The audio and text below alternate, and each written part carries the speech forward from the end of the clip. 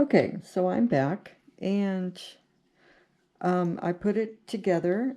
The instructions show, in regards to these little suction cups, to put them on after you put the legs on. But I thought, you know what, because I tried putting one on, and it was like really difficult once it was on here. So I put all of these suction cups on, and then I put these legs on. That's one of the differences in the instructions that I noticed, that I made the change. I just think it worked out way better. Also, I just lubed them up so that they would slide in there, because they were really difficult. The first one was really difficult to get in there. So just lube it up with a little bit of, water or something, and they'll slide right on there. They work on this, actually. Some parts, there's a couple of times where I was using it and it was actually sticking to my mat. So that's pretty good, because usually these suction cups are garbage. And then I went ahead and used the pink and just did a sample. This, it's really splits real easy. So this actually got caught at the end. And another section, it's like 5 stitches in from the white peg, grabbed or didn't let go of the yarn. So it carried it for like 6 rows, because I'm like, why is it not straightening out? And it didn't straighten out because it was stuck inside of the hook underneath the other 2 stitches. So I will be watching for that as a potential problem. Could be just with this one machine. I do not know. But once I fixed that and then just moved forward with it, it worked quite well. It came along nice. I had it going, this yarn here that it came with, I had it going into the middle tension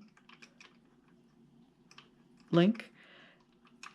And then I held it with my hand in my fingers, and I held onto the unit while I was spinning it around.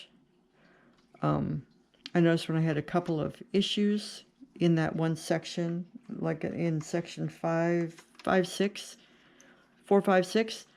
it drags right there. So I don't know if there's something going on inside that, but I'll use it a few times and see if it works itself out. I did have to use an emery board and file down those spots on the inside that I said we're going to catch. And I also had to file down the spots on the feet to get those suction cups in, because the plastic wasn't clean. Other than that, the instructions, I think, are really good. It's, usually when you get something, the instructions are really sad. It's all pictures or, really. But these were very good instructions. I like them. I like the instructions that it came with. For somebody who's never seen a video, they could do the basics, but I would recommend watch a few videos of this little item being used. I did have difficulty knowing where the start was. I've watched the person I watch from Canada. She has hers painted black. She just got a Sharpie and just put a black line right here, so she knows where her beginning is, which I'm going to totally do, which, would make a big, huge difference in knowing where you are. And if you have any issues with the counter. Now, my counter worked. It didn't have any problems. It was just fine. all the way to 37. So for right now, I'm going to count on that. If I need to count the rows, then I will. I think I'm going to save this yarn for waste yarn for the beginning and the end of projects, because I don't like the way it splits. So maybe I'll try something with this other yarn. It's just kind of a boring color. It's really, maybe this blue one. Also kind of a boring color. You know, when you have a machine that you're selling, you want to make sure that people like it. So I would recommend to the companies that are selling these machines to put a little bit better quality yarn, because obviously you're not getting very much yarn. But a little bit better quality yarn with this would give somebody an opportunity to really experience the value that they get with this type of machine, as opposed to sending them, you know, inexpensive, cheap yarn. Because you're not buying the machine for the yarn anyways. I have a whole slew of yarn. I'm not buying the machine for the crochet hook. I'm not buying the yarn for the machine for the needles. So, you know, if you want to give somebody a good product, it would be give them good yarn. We already have the needles. We already have crochet hooks. Right? That's my opinion. So, anyways, that's that. I did want to just talk about this. I mean, I bought this because I knew I was going to need it. And, you know, there's a whole bunch of them out there where you can get them with a whole bunch of, you know, fasteners and, you know, the little markers, you know, the rings. But I don't need all that either. So I ended up spending a little bit more for this because it's a name I trust. You know, I trust Boy. And, you know, I have a lot of stuff of that from that company. I do like that it's squishy. It's not hard plastic, which is what I thought it was going to be. I thought it was going to be like hard, you know, hard plastic. But it's not. It's a squishy, rubbery hook, and I like it. So I'm very happy with this too. So this I'm happy with. It comes with this little cover so that I don't have to worry about it getting hooked on something. So far I like this, but again, this is all I have done. I'm fascinated. I am a knitter, and I knit in the round, but you know, it would take me longer. I'm a slow knitter. I do English, right? Old English, whatever they call it, throwing. You know, I have the yarn where you know, I don't do the continental where the yarn is on my left side. My yarn is on my right side when I knit, which is why I had such a hard time learning how to crochet. It's because I'm holding the yarn on the left side. But anyways, I think this is great. I'm pleased with it. I would recommend this for first time, as opposed to the Addy.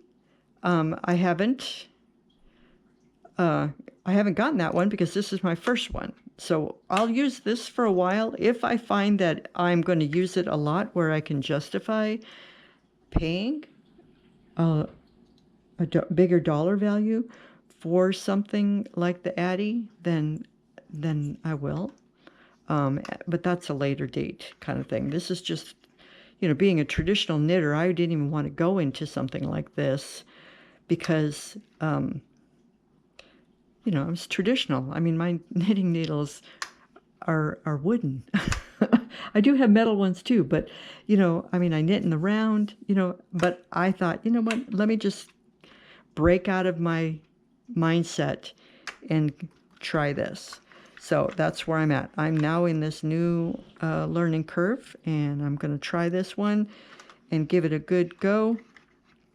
I think I'll be pleased with it, and I'll see what I end up making. I think first thing I'm going to make, though, is going to be a scarf. I mean, a hat, because I wanted to make just a plain old tube hat, double lined, just simple, something I can wear, I can throw on that I don't even care about. I don't need all the cables, stitches, and all that stuff. That's for another day. Anyways, that's my opinion. That is my review on this item. I am happy with it so far. And if I have any glitches, I'll let you all know. But it spins super easy except for that one little section, around 5 or 6. Watch, I'll show you. It just come right around. Here's the white peg. We're going to get right here, and then it just drags right there. And then it goes fine. So I'm not sure. And then it has a click. So I'm not sure what's going on with that. But as I go around, drags a little bit, and then clicks. So the counter's over here. So it's not the counter that's clicking. So I check that. If you watch, as we go around, around. Now the counter clicked. See, it changed. And then click. Right there. And that's at peg, let me see, 10 and 11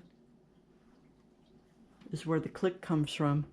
But the drag is over on 3, 4, 3, 4, and 5. So, but anyways, enough of that. All right, so hopefully this was beneficial to anybody and everybody who watches this video. And if you're still here, thank you very much. Appreciate you a great deal. Please click the like button. And if you're not subscribed, then subscribe. I do all kinds of things, but mostly I am color pencil. I'm also in learning watercolors, so that's a new adventure of mine. And let's talk next time. All right? And you have a wonderful day. Thank you very much. Bye-bye.